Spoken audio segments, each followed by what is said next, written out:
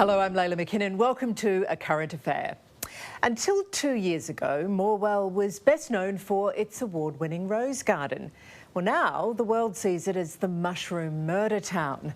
For residents, it's a double-edged sword. They're finding out that being thrust into the spotlight comes with pros and cons. Morwell traditionally has been a bit of a sleepy town. Morwell, country Victoria. A tiny town known for power plants and rose gardens, suddenly the epicentre of a media circus. Dozens and dozens. For this to happen in Morwell. That she was guilty. Not much ever seems to happen here.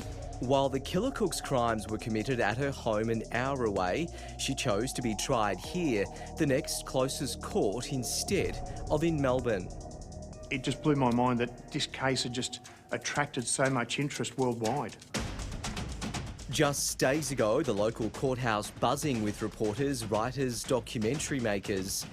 Now, the bright lights have dimmed and the cameras packed away. Oh, Sam, relief. Yeah, it's been a huge 10 weeks. At their home, away from home, the media and lawyers needed caffeinating. That place, the Daily Cafe and Food Store. So different for us. We don't usually get that down here. When Brandon Moore began work here as a barista, this was not in the job description. I've done millions of coffees, thousands. It's been crazy. On Monday afternoon, after 7 days of deliberations, news the jury had reached a verdict. Erin Patterson was a triple murderer. When it happened, you could tell it happened. It was during our lunch rush. Everyone inside, you can hear the chairs getting pulled back, and they jumped up and bolted out straight to the court. I think half of them left without paying, so that was funny, but I just let that slide. As I walked out of court into just a sea of waiting cameras and people out the front there, so joined in that congregation. Liam Durkin is editor of the local newspaper, the Latrobe Valley Express. This has certainly been the biggest case I've ever had anything to do with. The courthouse is just a block away from his small newsroom.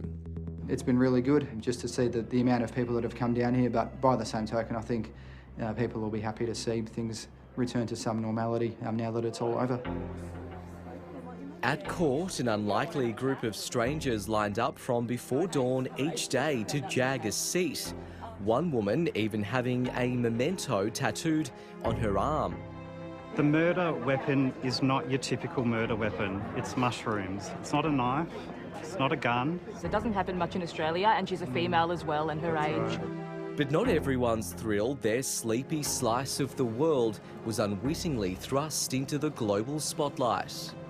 It was always a bit of a hard one for us, is, a town that is traditionally, a little bit further out of the woods and has nothing to do with, I guess, the case per se, to be put upon us to have the trial and have the extra publicity. Like, not all of it's good.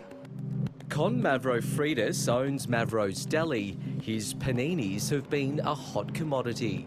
It has been good seeing a few more people around town, seeing businesses full, restaurants full. Been great for accommodation and cafes and clubs, not so good for parking.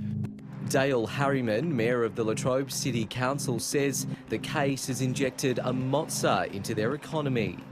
We know roughly about $3.5 to $4 million for the Latrobe City region, which has mostly come through food and accommodation.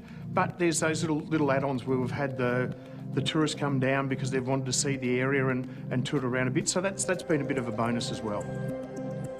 I don't think there has ever been a sentence passed in relation to this kind of murder, in particular 3 murders that occurred at the same time against family members in these particular circumstances.